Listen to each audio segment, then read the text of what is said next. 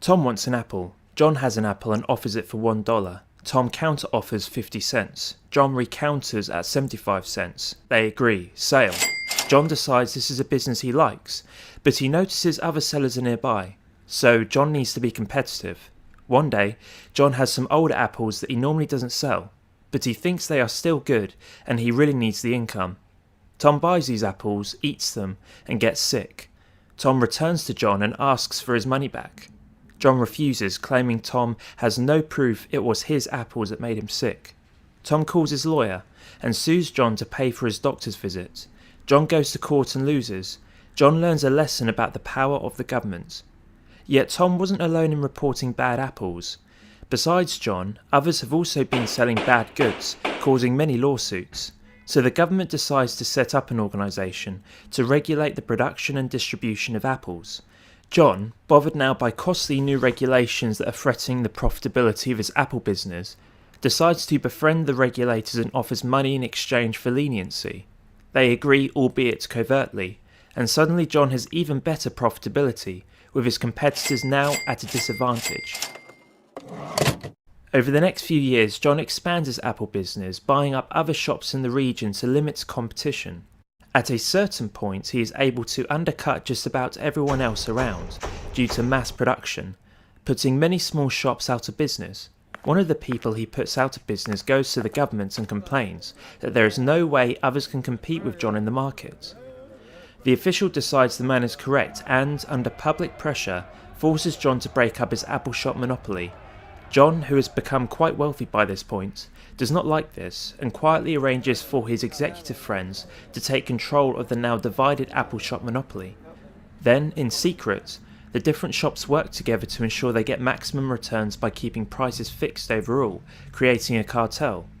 Over time, John's public stature in the community grows as he gives to charities, attends fundraisers, and makes friends with government officials. John is happy. That is until it comes to his attention that a new apple shop is working to import apples from another town, posing a competitive threat. So John, who gave generously to financially help a government friend get re-elected to office, asks for a return of the favour, that being to increase the town tariff on apple imports, making the cost high enough to ensure the other shop would no longer be profitable. It works, and John is happy again, but not for long. It appears John's apple farm has been employing illegal workers and paying them very little. A gaggle of annoying human rights activists then come to his farm, causing a stink. John claims he was unaware of the illegal hiring and fires some of his staff as scapegoats. He then rectifies the situation, assuring his regulator friends it was all just an honest mistake.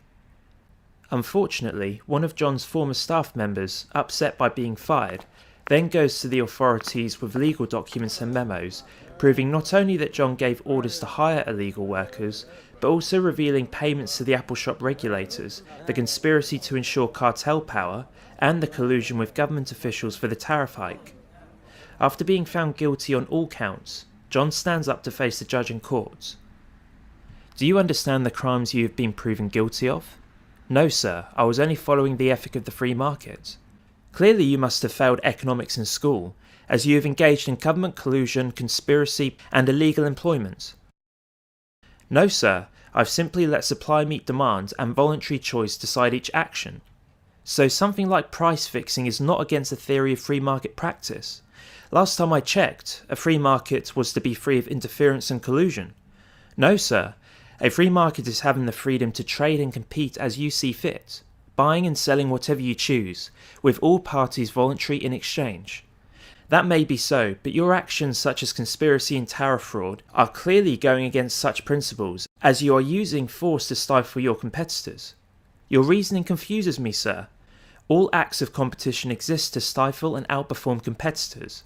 Only voluntary exchange binds how the act of competition unfolds in a free market. One does not make your claim when a company purchases advertising, disproportionately exposing consumers to an item over other competitors. Using government to my advantage is the same thing. So let me get this straight. You are telling me that the free market allows for buying and selling of the very mechanisms designed to regulate the free market. That is correct, sir. The free market includes the freedom to take away the market freedom of others through the act of competition. Well, I'm sorry to break it to you, John, but not everything in this world can be bought and sold. Our society was not set up to benefit those with the most money.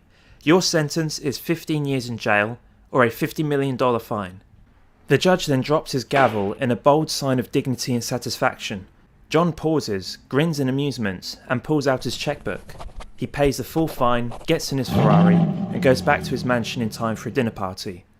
Welcome to the true free market.